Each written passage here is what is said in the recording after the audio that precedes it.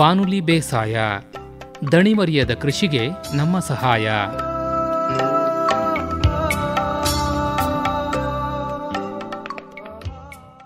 ರೈತ ಬಾಂಧವರಿಗೆಲ್ಲ ನಮಸ್ಕಾರ. ಪಶು ಸಂಗೋಪನೆ ಮಾಡಬೇಕು ಅಂದ ತಕ್ಷಣ ರೈತರು ಮಾಡೋ ಮೊದಲನೇ ಕೆಲಸ ಏನಂದರೆ, ತಮ್ಮೂರಿನಲ್ಲೋ ಅಥವಾ ಪಕ್ಕದ ಊರಿನಲ್ಲೋ ಇರುವಂತಹ ಹಸುವನ್ನು ಕೊಂಡುಕೊಂಡು ಬರೋದು. ಆಮೇಲೆ ಅದರಿಂದ ಕೆಲವರಷ್ಟೇ ಲಾಭವನ್ನು ಪಡೆದರೆ ಹೆಚ್ಚಿನ ಮಂದಿ ನಷ್ಟವನ್ನೇ ಅನುಭವಿಸ್ತಾರೆ. ಹಾಗಾಗಿ ಹಸುವನ್ನು ತಾವು ಮನೆಗೆ ಕೊಂಡುಕೊಂಡು ಬರಬೇಕಾದ್ರೆ ದಾಖಲಾತಿ ಯಾವ ರೀತಿ ಪರಿಶೀಲನೆ ಮಾಡಬೇಕು ಹಾಗೂ ಎಲ್ಲಿ ಕೊಂಡುಕೊಂಡ್ರೆ ಉತ್ತಮ ಅನ್ನೋದ್ರ ಬಗ್ಗೆ ಈಗ ತಿಳಿಸ್ಕೊಡ್ತಾರೆ ಮದ್ದೂರು ತಾಲೂಕು ಬೊಪ್ಪಸಂದ್ರದ ಡಾಕ್ಟರ್ BK ರಮೇಶ್ ಅವರು.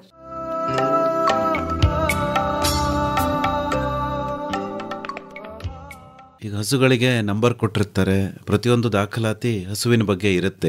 ಈ ತರಹದ ರೆಕಾರ್ಡನ್ನು ಮೇಂಟೈನ್ ಮಾಡುವಂತಹ ಒಂದು ಜ್ಞಾನ ಎಲ್ಲರ ಹತ್ರನೂ ಇರೋದಿಲ್ವಲ್ಲ, ಅದನ್ನು ಪಡ್ಕೊಳ್ಳೋದಕ್ಕೆ ಏನು ಮಾಡಬೇಕು ಅಂತೀರಿ? ಸೊ ಅದಕ್ಕೆ ಅರಿವು ಮೂಡಿಸ್ತಾ ಇದ್ದೀವಿ ಸರ್. ಅರಿವು ಮೂಡಿಸೋ ಕಾರ್ಯಕ್ರಮಗಳು ಅಂತ ಹೇಳ್ತೀವಿ. ನಾವು ಓಲೆ ಹಾಕ್ತೀವಿ, ಪ್ರತಿಯೊಂದಕ್ಕೂ ಕಿವಿಗೂ ಓಲೆ ಹಾಕಿ ಆ ಓಲೆ ನಂಬರನ್ನು ಪ್ರತಿಯೊಬ್ಬ ರೈತರಿಗೆ ಬರೆದು ಕೊಟ್ಟು ಇದನ್ನು ಪ್ರಿಸರ್ವ್ ಮಾಡಬೇಕಪ್ಪ. ಮುಂದೆ ಹಸು ಸತ್ತಾಗ ಈ ಓಲೆ ನಂಬರನ್ನು ಎಂಟ್ರ್ ಮಾಡಿದ್ರೆ ಮಾತ್ರ ವಿಮೆ ಬರುತ್ತೆ ನಿಮಗೆ. ವಿಮೆಗೆ ಮತ್ತು ಮುಂದಿನ ದಿನಗಳಲ್ಲಿ ಬೇರೆ ಯಾವುದೇ ದಾಖಲಾತಿಗಳು ನಿರ್ವಹಣೆ ಮಾಡಬೇಕಾದ್ರೆ ಈ ನಂಬರ್ ಬೇಕು. ಹಾಗಾಗಿ ಅವನಿಗೆ ಕಿವಿ ಓಲೆ ಹಾಕಿರ್ತೀವಿ ಎಲ್ಲ ಹಸುಗಳಲ್ಲಿ, ಸೀಮೆ ಹಸು, ನಮ್ಮ ನಾಟಿ ಹಸು, ಎಮ್ಮೆಗಳಲ್ಲಿ ಮತ್ತು ಕರುಗಳಲ್ಲಿ ಎಲ್ಲದರಲ್ಲೂ ಈ ಓಲೆಯನ್ನು ಅಳವಡಿಸ್ತಾ ಇದ್ದೀವಿ. ಈ ಓಲೆಗಳಿಂದ ಅದರ ಜಾತಕನೇ ಗೊತ್ತಾಗ್ಬಿಡುತ್ತೆ. ನೀವೇ ಓಲೆ ಹಾಕ್ತಿರಲ್ವಾ? ಹೌದು. ಅವಾಗ ನೀವೇನೇನು ಜಾತಕನ ಬರಿತೀರಿ ಫಸ್ಟು? ಸರ್, ನಾವು ಬರೆಯುವಾಗ ಆ ಹಸುವಿನ ಬ್ರೀಡ್ ಕ್ಯಾರೆಕ್ಟರ್ ಬರಿತೀವಿ.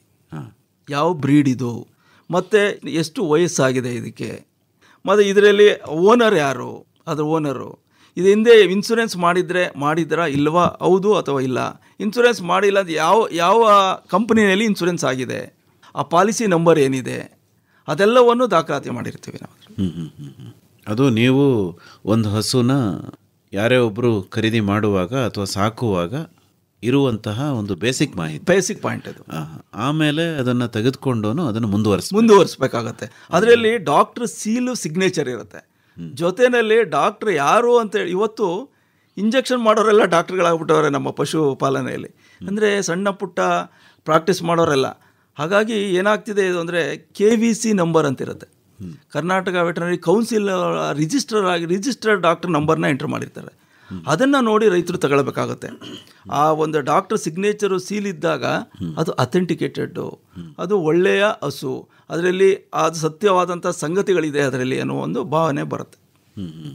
ಅಂದರೆ ಈಗ ನೀವು ಹೇಳಕ್ಕೆ ಪ್ರಯತ್ನ ಪಡ್ತಾ ಇರೋದು ಈ ತರಹದ ದಾಖಲೆಗಳನ್ನು ನಿರ್ವಹಣೆ ಮಾಡಿರುವಂತಹ ಡೈರಿ ಏನಿದೆಯಲ್ಲ, ಡೈರಿ ಅಥವಾ ಇಂಡಿವಿಜುವಲ್ ಫಾರ್ಮರ್ಸ್, ಅದೇ ಅಂಥವರಿಂದಲೇ ಹಸುಗಳನ್ನು ಖರೀದಿ ಮಾಡಿ ಸಂತೆಗಳಲ್ಲಿ ಮತ್ತು ಆ ಥರ ಜಾತ್ರೆಗಳಲ್ಲಿ ಮೋಸ ಹೋಗುವುದು ಹೆಚ್ಚು. ತುಂಬ ಮೋಸ ಹೋಗ್ತೀರಿ, ಅವರು ಕಟ್ಟಿ ನಿಮಗೆ ಮೋಸ ಮಾಡ್ತಾರೆ. ಒಂದು ಉದಾಹರಣೆ, ಇತ್ತೀಚಿನ ಆದ ಘಟನೆ ನಿಮಗೆ ಹೇಳ್ತೀನಿ. ಚಿಂತಾಮಣಿಯಲ್ಲಿ ಒಂದು ಜಾತ್ರೆ ನಡೆಯುತ್ತೆ. ಅಲ್ಲಿ ಹೋಗಿ 2 ಕರುಗಳನ್ನು, ಪಡ್ಡೆ ಹಸುಗ ಕರುಗಳನ್ನು ತಂದಿದ್ದಾರೆ. ಅವರು ಕರು ತಂದಾಗಲ ನೋಡಿದಾಗ ಅದಕ್ಕೆ ಗರ್ಭ ಆಗಿದೆ ಸರ್ ಅಂತ ಕೊಟ್ಟಿದ್ದಾರೆ. ಅವರು 3 ತಿಂಗಳು ಗರ್ಭ ಆಗಿದೆ ಅಂತ. ನನಗೆ ಒಳಗಡೆ ಪರೆಕ್ಟಲ್ ಎಕ್ಸಾಮಿನೇಷನ್ ಕೈ ಹಾಕಿ ನೋಡಿದ್ರೆ ಗರ್ಭಕೋಶನೇ ಇಲ್ಲ ಅದರಲ್ಲಿ. ಅವನು 48,000 ಕೊಟ್ಟು ತಂದಿದ್ದಾನೆ ಅದಕ್ಕೆ. ಅದು ಮೋಸ. ಕೆಲವೊಂದು ಹಿಂಗಾಗುತ್ತೆ. ಇವು ಒಂದು ಕರುಗಳಲ್ಲಿ ಒಂದು ಅವಳಿ ಜವಳಿ ಕರು ಹುಟ್ಟಿದಾಗ ಒಂದು ಹಸುನಲ್ಲಿ ಒಂದು ಗಂಡು ಒಂದು ಹೆಣ್ಣು ಕರು ಹುಟ್ಟಿದಾಗ ಆ ಹೆಣ್ಣು ಕರುಗೆ ಗರ್ಭ ಇರಲ್ಲ. ಆದರೆ ಆ ಕರುವನ್ನು ಇವರು ಮೋಸ ಮಾಡಿ ಸಂತೆಯಲ್ಲಿ ಮಾರಾಟ ಮಾಡಿರ್ತಾರೆ. ಯಾಕೆ ಹಾಕಿ ಸರ್ ಡಾಕ್ಟ್ರೆ? ಅದು ಹಾರ್ಮೋನಲ್ ಇಂಬ್ಯಾಲೆನ್ಸ್, ಅದು ಹಾರ್ಮೋನ್. ಅದು ಆ ಹಸುಗಳಲ್ಲಿ ಆ ಥರ ಆಗುತ್ತೆ, ಹಾರ್ಮೋನ್ ಡಾಮಿನೇಷನ್ ಆಗಿ. ಹಾರ್ಮೋನ್ ಡಾಮಿನೆನ್ಸ್ನಿಂದ ಬರುತ್ತೆ. ಗಂಡು ಕರು ಸರಿ ಇರುತ್ತೆ, ಗಂಡು ಕರು ಸರಿ ಇರುತ್ತೆ, ಹೆಣ್ಣು ಕರುವಿನಲ್ಲಿ ಗರ್ಭಕೋಶನೇ ಇರಲ್ಲ. ಅದು 2 ಎಣ್ಣೆ ಆದರೂ ಏನು ಪ್ರಾಬ್ಲಮ್ ಇಲ್ಲ, 2 ಗಂಟೆ ಆದರೂ ಏನು ಪ್ರಾಬ್ಲಮ್ ಇಲ್ಲ. ಇದು ಒಂದು ಹಸುವಿನಲ್ಲಿ ಒಂದು ಇದು ಬಹಳ ವಿಶೇಷ ಅದು ಅಲ್ವಾ? ಹೌದು. ಅದು ನೋಡಿದ್ರೂ ಗೊತ್ತಾಗಲ್ಲ ಹೊರಗಡೆಯಿಂದ. ಅದು ಒಳಗಡೆ ಕೈ ಹಾಕಿ ನೋಡಿದಾಗಲೇ ಗರ್ಭಕೋಶ ಇರಲ್ಲ. ಆವಾಗ ಪರೆಕ್ಟಲ್ ಎಕ್ಸಾಮ್ ಮಾಡಿಸಿ ತರಿಸ್ಬೇಕಾಗತ್ತೆ. ಇದು ದಾಖಲಾತಿಗೆ ಇದೊಂದು ಅನುಕೂಲ ಆಗುತ್ತೆ. ಅವ್ನು ಮೋಸ ಹೋದ್ನ 48,000 ಲಾಸ್ ಆಯ್ತು ಅವನಿಗೆ. ಅಂದರೆ ಈಗ ಒಂದು ದಾಖಲೆಯನ್ನು ನಿರ್ವಹಣೆ ಮಾಡೋದರ ಮೂಲಕ ರೈತ ತನ್ನ ಆರ್ಥಿಕ ಏನು ಸುಸ್ಥಿರತೆಯನ್ನು ಕೂಡ ಸಾಧಿಸಬಹುದು ಅನ್ನೋ ಒಂದು ಮಾತನ್ನು ತಾವು ಹೇಳಿ. ಖಂಡಿತ ಅಲ್ವಾ? ಅಂದರೆ ಇದು ಕಾಸ್ಟ್ ನಥಿಂಗ್. ಒಂದು 10 ರೂಪಾಯಿನ ಪುಸ್ತಕ ಅಲ್ಲ, ಅರ್ಥ ಆಯಿತು. ಅದರಿಂದ ಅವನಿಗೆ ಯಾವ ತರಹ ಲಾಭಗಳಾಗ್ಬೋದು? ಖರೀದಿ ಮಾಡೋನಿಗೇನೋ ಸರಿ, ಹಸುವಿನ ಎಲ್ಲ ಜಾತಕ ಗೊತ್ತಾಗುತ್ತೆ. ಆ ರೈತನಿಗೆ ಏನು ಲಾಭ ಆಗುತ್ತೆ? ಯಾವ ರೈತನಿಗೆ? ಸಾಕಿರೋವಂಥ ರೈತನಿಗೆ ದಾಖಲೆಗಳನ್ನು ಇಟ್ಕೊಳ್ಳೋದ್ರಿಂದ ಅವನಿಗೆ ಖರ್ಚು ಕಡಿಮೆ ಆಗುತ್ತೆ. ಹೇಗೆ ಅಂತ ಕೇಳ್ತಿದ್ದೀನಿ. ಈ ಖರ್ಚು ಅಂತ ಹೇಳಿದ್ರೆ, ಈಗ ಉದಾಹರಣೆಗೆ ಸರ್, ನಿಮ್ಮಲ್ಲಿ ತಿಂಡಿ ಎಷ್ಟು ಕೊಡ್ತಾ ಇದ್ದಾನೆ ಅನ್ನೋ ಭಾವನೆ ಬರುತ್ತೆ. 1 kg ಇಷ್ಟು. ಈಗ ನಮ್ಮಲ್ಲಿ ಏನಾಗುತ್ತೆ, ಅನ್ನೆಸೆಸರಿಯಾಗಿ ಈ ಉತ್ಪಾದನಾ ವೆಚ್ಚವನ್ನು ರೈತರುಗಳು ಕಡಿಮೆ ಮಾಡ್ಕೊಳ್ಬೇಕಾದ್ರೆ ಇದು ನಿರ್ವಹಣೆ ಮಾಡಬೇಕಾಗತ್ತೆ.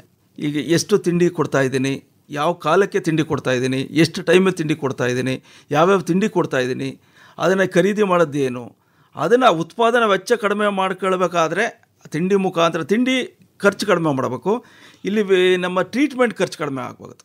ಟ್ರೀಟ್ಮೆಂಟ್ ಖರ್ಚು ಹೆಂಗೆ ಕಡಿಮೆ ಆಗುತ್ತೆ? ಇದು ಕಡಿಮೆ ಇತ್ತು ಅಂತಂದಾಗ, ಈ ದಾಖಲಾತಿಗಳೆಲ್ಲ ಇತ್ತು ಅಂದಾಗ, ಇಂದಿನ ದಿನ ಸೂಲಿನಲ್ಲಿ ಇದರಲ್ಲಿ ಈ ಥರ ಕಾಯಿಲೆ ಆಗಿತ್ತು, ಇದಕ್ಕೆ ಮುನ್ನೆಚ್ಚರಿಕೆಯಾಗಿ ಒಂದು ಚಿಕಿತ್ಸೆ ಕೊಡಿಸೋಣ, ಮುನ್ನೆಚ್ಚರಿಕೆಯಾಗಿ ಒಂದು ಲಸಿಕೆ ಹಾಕ್ಸೋಣ ಅನ್ನೋ ಒಂದು ಬಂದಾಗ ಅವನಿಗೆ ಆಟೋಮೆಟಿಕ್ಕಾಗಿ ಟ್ರೀಟ್ಮೆಂಟ್ ಕಾಸ್ಟ್ ಕಡಿಮೆ ಆಗುತ್ತೆ, ಅದ್ರ ಲಾಭ ಆಗುತ್ತೆ, ಮತ್ತು ಇದು ಫೀಡ್ ಕಾಸ್ಟ್ ಕಡಿಮೆ ಆಗುತ್ತೆ.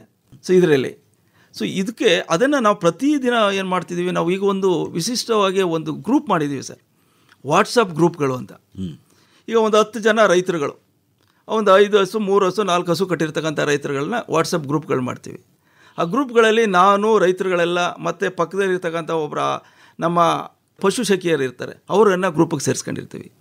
ಏನೇ ಆದರೂ ಆ ಗ್ರೂಪ್ನಲ್ಲಿ ಒಂದು ತಿಳುವಳಿಕೆಯನ್ನು ಕೊಡ್ತೀವಿ ನಾವು, ಏನು ಯಾವ ಥರ ಒಂದು ನಿರ್ವಹಣೆ ಮಾಡಬೇಕು ಅದನ್ನು ನಮ್ಮ ಪಶು ಸಖಿಯರು ಮಾನಿಟರ್ ಮಾಡ್ತಾ ಇರ್ತಾರೆ. ಆ ಪುಸ್ತಕಗಳನ್ನು, ಸರ್ ಇವತ್ತು ಕರು ಆಗ್ತು, ಇಷ್ಟು ಗಿಣ್ಣಾಲು ಕೊಟ್ಟರು, ಗಿಣ್ಣಾಲನ್ನು ಕೊಡುವಂಥ ಒಂದು ಪದ್ಧತಿ ಇದೆ ಕರುಗಳಿಗೆ, ಇಷ್ಟಿಷ್ಟು ಗಿಣ್ಣಾಲನ್ನೇ ಕೊಡಲೇಬೇಕು ಅಂತ. ಆ ಗಿಣ್ಣಾಲು ಕೊಡ್ತಾ ಇದ್ದಾರೆ, ಕರು ದಷ್ಟಪುಷ್ಟವಾಗಿ ಬೆಳೀತು. ಕರು ಹಾಕುವಾಗ ಕೆಲವು ಒಕ್ಕಳು ಬಳ್ಳಿ ಕಟ್ಟು ಮಾಡಿ ಒಕ್ಕಳು ಬಳ್ಳಿ ಚಿಕಿತ್ಸೆ ಮಾಡಿದ್ವಿ. ಒಕ್ಕಳು ಬಳ್ಳಿ ಚಿಕಿತ್ಸೆ ಮಾಡಿಲ್ಲ, ಜಸ್ಟ್ ಒಂದು ಟಿಂಕ್ಚರ್ ಹಚ್ಚೋದು ಅಷ್ಟೇ. ಆ ಚಿಕಿತ್ಸೆ ಮಾಡಿಲ್ಲ ಅಂದರೆ ಅದು ಕೈ ಕಾಲುಗಳೆಲ್ಲ ಊತ ಬಂದು ಒಂದು ಜಾಯಿಂಟ್ ಇಲ್ಲ ಅಂತ ಒಂದು ರೋಗ ಬಂದು ಅದು ಸಾಯುವಂಥ ಪರಿಸ್ಥಿತಿ ಬರುತ್ತೆ. ಅವುಗಳೆಲ್ಲವನ್ನು ಆ ಒಂದು ತಿಳುವಳಿಕೆಯೆಲ್ಲ ಹೇಳ್ತಾ ಇರ್ತೀವಿ. ಈ ವಾಟ್ಸಪ್ ಗ್ರೂಪಲ್ಲಿ ಒಬ್ರಿಗೊಬ್ರು ಕನೆಕ್ಟ್ ಆಗ್ತಿರ್ತಾರೆ. ಈಗ ನಮಗೆ ಈಗ ಆಲ್ರೆಡಿ ಒಂದು ಕಾಲ್ ಮಾಡ್ತಾರೆ ವಾಟ್ಸಪ್ನಿಂದ, ಫೋನ್ ಸರ್ ಹಿಂಗಾಗಿದೆ ನನಗೆ ಹಸುಗೆ, ಒಂದು ಏನು ಮಾಡ್ಬೋದಾ ಸರ್ ಅಂತ. ಆಗ ಮನೆ ಮದ್ದನ್ನು ಹೇಳ್ಬೋದು, ನಾವಲ್ಲಿ ಪ್ರಥಮ ಚಿಕಿತ್ಸೆಯನ್ನು ಹೇಳ್ಬೋದು. ಈಗ ಒಂದು ಸಣ್ಣ ಉದಾಹರಣೆಗೆ, ಒಂದು ಹಸು ಆಸ್ಪತ್ರೆಗೆ ಬಂದಿದೆ ನನಗೆ, ಸರ್ ಮೇಲ್ಕಾಗ್ತಿಲ್ಲ, ಮೇವು ತಿಂತಾ ಇಲ್ಲ ಅಂತ. ಟೆಂಪ್ರೇಚರ್ ನೋಡಿದ್ರೆ ನಾರ್ಮಲ್ ಆಗಿದೆ, ಹೊಟ್ಟೆ ನೋಡಿದ್ರೆ ಗಡ್ಸಾಗಿದೆ, ಏನೋ ಹೊಟ್ಟೆ ಪ್ರಾಬ್ಲಮ್ ಇರುತ್ತೆ ಅಪ್ಪ, ಇದು ಏನು ಮಾಡ್ಬೋದು ನೀನು ಅಂತ ಹೇಳಿದ್ರೆ, ಅವ್ನಿಗೆ ಹೇಳಿದೆ ಏನಾರು ಕುಡಿಸಿದೆಯಾ? ಇಲ್ಲ ಸರ್ ಅಂದ. ತಕ್ಷಣ ನಾವು ಹೊಟ್ಟೆ ರುಮನ್ ಮೊಟಿಲಿಟಿ ಅಂತ ನೋಡ್ತೀವಿ. ಆ ಹೊಟ್ಟೆ ಎಡಭಾಗದ ಹೊಟ್ಟೆಯಲ್ಲಿ ಆ ಹಳ್ಳ ಬಿದ್ದಿರುತ್ತೆ, ಆ ಭಾಗದಲ್ಲಿ ಒಂದು ಫಿಸ್ಟ್ ಮಾಡಿ ಹಿಂದೆ ಮುಂದೆ ಹಸುಗಳ ಅದನ್ನು ಗುದ್ದಿದಾಗ ಅದಕ್ಕೆ ಒಂದು ಮೊಟಿಲಿಟಿ ಕ್ರಿಯೇಟ್ ಆಗುತ್ತೆ, ಅದು ಇಂಪ್ಯಾಕ್ಷನ್ ಆಗಿರುತ್ತೆ, ಸಿಂಪಲ್ ಇಂಡೈಜೆಷನ್ ಆಗಿರುತ್ತೆ. ತಕ್ಷಣ ಒಂದು ಅಡುಗೆ ಸೋಡಾ, ಬೆಚ್ಚಗಿರೋ ನೀರಿನಲ್ಲಿ ಒಂದು 20 ಗ್ರಾಮ್ 30 ಗ್ರಾಮ್ ಅಡುಗೆ ಸೋಡಾವನ್ನು ಕುಡಿಸಿ ಹಸುಗೆ ಒಂದು 4 ರೌಂಡ್ ಓಡಾಡಿಸಿದಾಗ ಮೆಲುಕು ತಗೊಂಡಿರುತ್ತೆ ಆಟೋಮೆಟಿಕ್ಕಾಗಿ.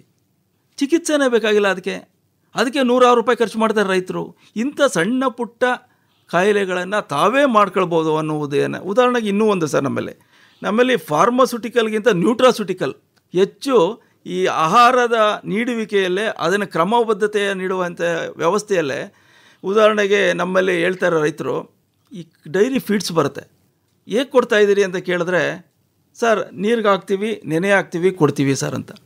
ನಾವು ಅವ್ರಿಗೆ ಮತ್ತೆ ಒಂದು ಪ್ರಶ್ನೆ ಕೇಳ್ತೀವಿ, ಚಕ್ಲಿ ಕೊಡ್ತೀವಿ ನಿಮಗೆ, ಚಕ್ಲಿನ ನೀರಿಗೆ ಹಾಕಿ ತಿನ್ನೋಕ್ಕಾಗತ್ತಾ ನೀವು ಅಂತ. ಇಲ್ಲ ಸರ್ ರುಚಿ ಇರಲ್ಲ ಅದು ಅಂತ. ಸೇಮ್ ಅದೇ ಥರ ಈ ಕಡ್ಡಿ ಫೀಡ್ಸ್ ಅಂತ ಮಾಡಿರ್ತಾರೆ ಡೈರಿ ಫೀಡ್ಸಲ್ಲಿ. ಈ ಪೌಡ್ರನ್ನು ಒಂದು ಬೆಚ್ಚಗಿರೋ ನೀರಿಗೆ ಹಾಕಿ ಕಡ್ಡಿ ಫೀಡ್ಸ್ ಮಾಡಿ ಅದು ಕೊಟ್ಟಿರ್ತಾರೆ. ಆ ಫೀಡ್ಸನ್ನು ಮತ್ತೆ ನೀರಿಗೆ ಹಾಕಿದ್ರೆ ಅದು ರುಚಿ ಬರುತ್ತಾ? ಮತ್ತು ಇನ್ನೊಂದು ಆಗುತ್ತೆ, ಅದೇ ಬರೀದೇ ಕೊಡಬೇಕಾಗತ್ತೆ. ಎಷ್ಟೋ ಮಂದಿ ರೈತರಿಗೆ ಈ ಕಡ್ಡಿ ಫೀಡ್ಸನ್ನು ಹಾಗೇ ಕೊಡಬೇಕು ಅನ್ನುವ ಒಂದು ಮನೋಭಾವನೆ ಇಲ್ಲ, ಬಂದಿಲ್ಲ, ತರಬೇತಿ ಇಲ್ಲ.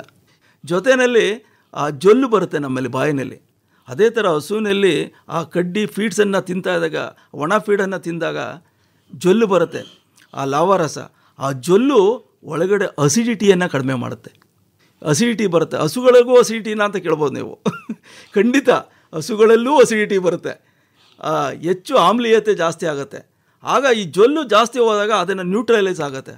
ಆಗ ಹಸು ಮೆಲುಕು ಚೆನ್ನಾಗಿ ತಗೊಳುತ್ತೆ, ಈ ಇಂಡೈಜೆಷನ್ ಪ್ರಾಬ್ಲಮ್ ಹೋಗುತ್ತೆ, ಇಂಪ್ಯಾಕ್ಷನ್ ಪ್ರಾಬ್ಲಮ್ ಆಗುತ್ತೆ. ಇದು ಸಣ್ಣ ಪುಟ್ಟ. ಇದಕ್ಕೆ ಟ್ರೀಟ್ಮೆಂಟ್ ಮಾಡ್ತೀನಿ ಅಂದರೆ 108 ಟ್ರೀಟ್ಮೆಂಟ್ 500 ರೂಪಾಯಿ 600 ರೂಪಾಯಿ ಕಳ್ಕೊಳ್ಳೋರು ಇರ್ತಾರೆ.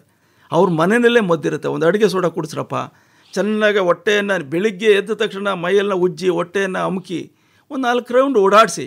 ಈಗ ಹಸುಗಳನ್ನು ಕಟ್ಟಿದ ಜಾಗದಲ್ಲಿ ಇಡಬಾರ್ದು, ಒಂದು ವಾಕ್ ಮಾಡಿಸ್ಬೇಕು. ಆಗ ತಂತಾನೆ ಜೀರ್ಣಶಕ್ತಿ ಉತ್ಪತ್ತಿ ಆಗುತ್ತೆ ಅಂತ ಹೇಳ್ತೀವಿ.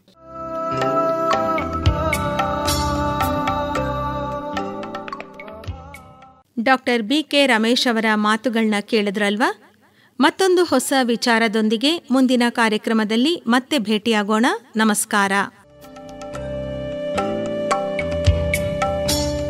ಬಾನುಲಿ ಬೇಸಾಯ, ದಣಿವರಿಯದ ಕೃಷಿಗೆ ನಮ್ಮ ಸಹಾಯ ಕಾರ್ಯಕ್ರಮ ಕೇಳಿದಿರಿ.